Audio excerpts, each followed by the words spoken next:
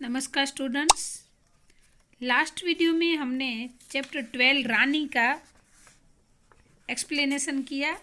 आज हम दूसरा वीडियो में लेसन का नेक्स्ट पार्ट पढ़ेंगे।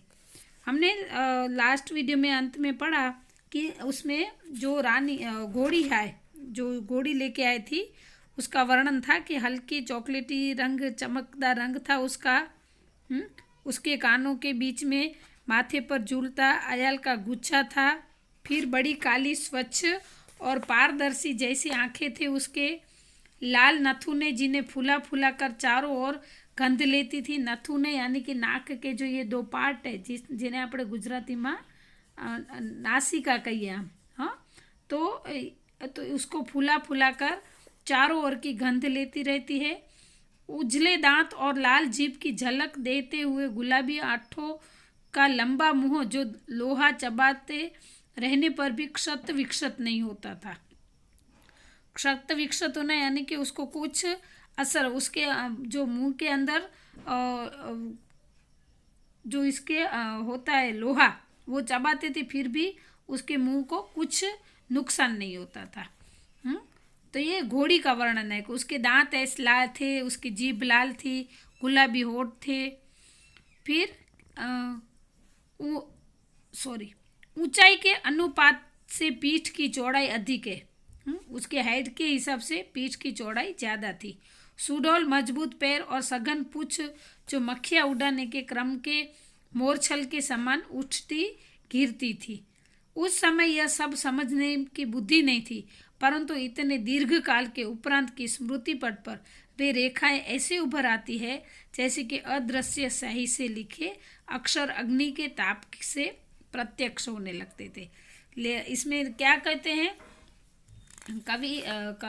महादेवी वर्मा जी लेखिका ने कि पहले ये सब वर्णन ये करते हैं, हमें ये कुछ पता नहीं होता था, लेकिन जब अब समझदार हो गए तभी हमें ऐसा लगता है कि समझ लो कि जैसे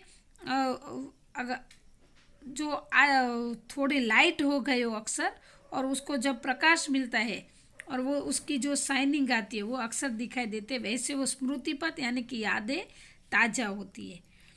हम बार बार सोचते हैं कि कुछ और छोटी क्यों न हुई होती तो हम रोजी को और निकी के समान उसे भी अपने कमरे में रख लेते थे। फिर ये इनके बाल मानस बार बार सोचते थे। क्या सोचते थे कि अगर ये छोटी होती, जो रानी उसका नाम रखा था घोड़ी का नाम, तो अगर ये छोटी होती तो जैसे जो नेवला और कुतिया उनके कमरे में रहते थे वैसे ही इसको भी अपने कमरे में रखते। रानी को अपने कमरे में ले जाना संभव नहीं था, अतः अस्तबल बना हुआ बरमदाई हमारी अराजकता का कार्यालय बन गया।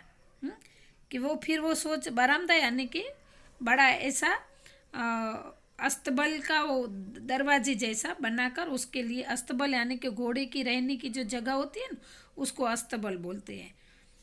तो फिर वही उसका कार्यालय यानी कि ऑफिस बन जाता है, वहाँ पर वो बैठते रहते थे। बरामदा घोड़े बांधने के लिए तो बना ही नहीं था, अतः उसकी दीवार में एक खुली अलमारी और कई आते ताक थे।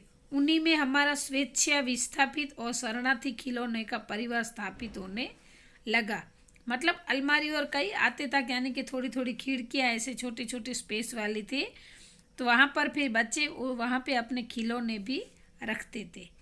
रानी की गर्दन में झूल झूल कर उसके कान और आयल में फूल खोस खोस और उसको बिस्कुट मिठाई आदि खिला खिला कर थोड़े ही दिनों में हमने उसे ऐसी मैत्री कर ली कि हमें न देखने पर वह अस्थिर होकर पैर पटकने और हिनहिनाने लगती। सभी बाल दोस्तों ने, सभी बच्चों ने रानी के साथ ऐसी मित्रता बांध ली कि फिर जब वो बच्चे घर में नहीं रहते थे तो वो उनको याद करके पैर पटकती थी और हिनहिनाती थी। फिर हमारी घुड़सवारी का कार्यक्रम आरंभ हुआ। मेरे और बहन के लिए सामान्य छोटी पर सुंदर जीन खरीदी गई और भाई के लिए चमड़े की घरे वाली ऐसी जीन बनवाई गई जिसे संतुलन खोने पर भी गिरने का भय नहीं रहता।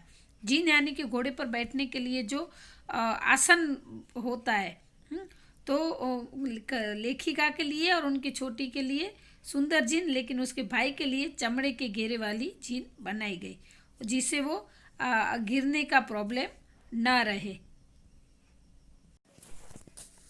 बाहर के चबूतरे पर खड़े होकर हम बारी बारी से रानी पर आरूढ़ होते और छुटन साथ दौड़ता हुआ हमें घुमाता।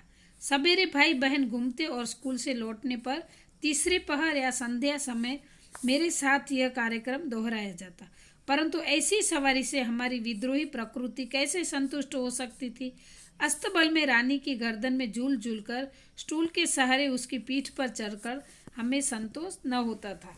फिर क्या हुआ कि घर के लोगों ने ऐसे रूटीन बना ली कि शाम को फिर उसका जो नौकर था वो उनके साथ जाता था स्कूल के लौटते समय, या तो ऐसे बारी बारी उनकी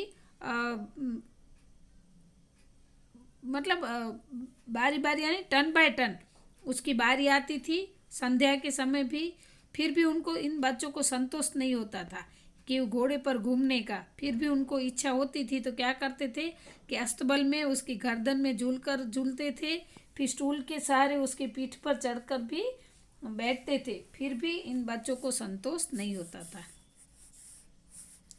अंत में एक छुट्टी के दिन दोपहर में सबके सो जाने पर हम रानी को खोलकर बाहर ले गए और चबूतरे पर खड़े होकर उसकी नंगी पीठ पर सवारी करके बारी बारी से अपने अधूरी शिक्षा की पूरी परीक्षा लेने लगे। सब बच्चों ने एक दिन सोचा कि हमें टाइम कम होता है, तो घर के बड़े लोग सब सो गए। तब बच्चों ने धीरे से रानी को छोड़ा और जहाँ पे वो घुड़सवारी करने जाते थे वहाँ लेके गए। फिर चबूतरे पर खड़े होकर उसकी पीठ पर सवार करके बारी बारी, जैसे उसको लगा कि हमारी शिक्षा हम खुद पूरी कर रहे हैं। यह स्वाभाविक था कि ताजरानी हमारी अराजक प्रवृत्तियों से प्रभावित हो जाती। वास्तव में बालकों में चिंता चेतना के विभिन्न स्तरों का बोध न होकर सामान्य चेतना का ही बोध रहता है। अतः उनके लिए पशु पक्षी वनस्पति सब एक परिवार के हो जाते हैं। इसका कहना था कि ये स्वाभाविक था कि जो ताजरानी थी, रानी थी, वो उनकी प्रवृत्तियों से प्रभावित हो जाती थी। लेकिन बालकों को वास्तव में, मतलब रियल में, बालकों को इन सभी स्तरों का यानी कि लेवल का स्तर यानी कि लेवल का बोध नहीं होता है, उसको बोध करना पड़ता है। ऐसे बच्चों के लिए पशु पक्षी वनस्पति सब एक परिवार के ही हो जाते हैं। निकी रानी का पूंछ से झूलने लगता था।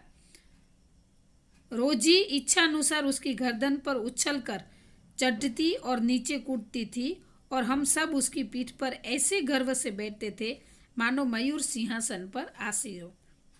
निकी और रोजी, जो उनके नेवला और कुतिया थी, वो दोनों भी इस घोड़ी का, रानी का लाभ उठाते थे। वो भी उछलकर उनके ऊपर चढ़ जाती थी, नीचे कूदती थी। फिर सभी बच्चे उनके ऊपर ऐसे गर्व से बैठते थे कि जैसे मयूर सिंहासन पर वो बैठते थे। तो स्टूडेंट्स, अभी ये लेसन का इतना पार्ट यहाँ पर हम कंप्लीट करेंगे। अभी हम नेक्स्ट पार्ट हम करेंगे नेक्स्ट वीडियो में। अस्तु।